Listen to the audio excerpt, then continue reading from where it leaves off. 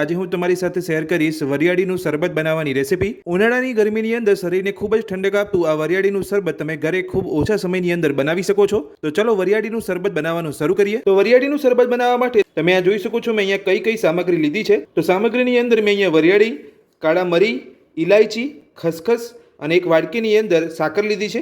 તો જ્યારે પણ તમે અહીંયા વરિયાળીનું શરબત બનાવો છો તો તમારે અહીંયા સાકરનો જ ઉપયોગ કરવાનો છે, કેમ કે સાકર શરીરને ખૂબ જ ઠંડક આપતી હોય છે। અને જો તમે આ સામગ્રીની અંદર કાળા મરીનો ઉપયોગ નથી કરવા માંગતા તો સ્કીપ કરી શકો છો, પણ અહીંયા મેં જે પણ સામગ્રી લીધી છે એ શરીરને ખૂબ જ ઠંડક આપતી હોય છે। તો હવે આપણે વરિયાળીનું શરબત બનાવવા માટે આ બધી જ સામગ્રીને એક મિક્સર જારની અંદર લઈ લઈશું।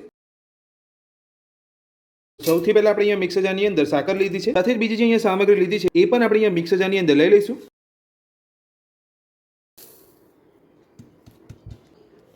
તો આપણે અહીંયા બધી સામગ્રીને મિક્સર જારની અંદર લઈ લીધી છે। તો હવે આપણે મિક્સર જારની અંદર પાણી ઉમેર્યા વગર જ મિક્સર જારનું ઢાંકણ બંધ કરી બધું પીસી લઈશું। તો બધી જ સામગ્રીને આપણે અહીંયા મિક્સર જારની અંદર પીસી લીધી છે। તો હવે આપણે ચેક કરી લઈશું। તો આ રીતનો તમારે ફાઇન પાવડર કરવાનો છે, તમે આ જોઈ શકો છો એકદમ સરસ અહીંયા બધું જ પીસાઈ ગયું છે। તો આ રીતે પીસી લીધા પછી હવે આપણે બધું જ એક ચાળણીથી ચાળી લઈશું।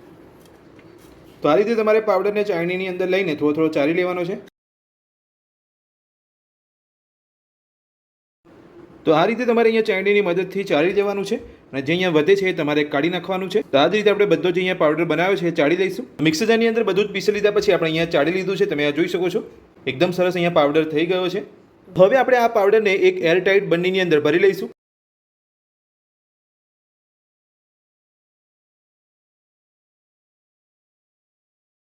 ફાઇન પાવડર કરી લીધા પછી આપણે અહીંયા એક એરટાઇટ ડબ્બાની અંદર પાવડરને ભરી લીધો છે।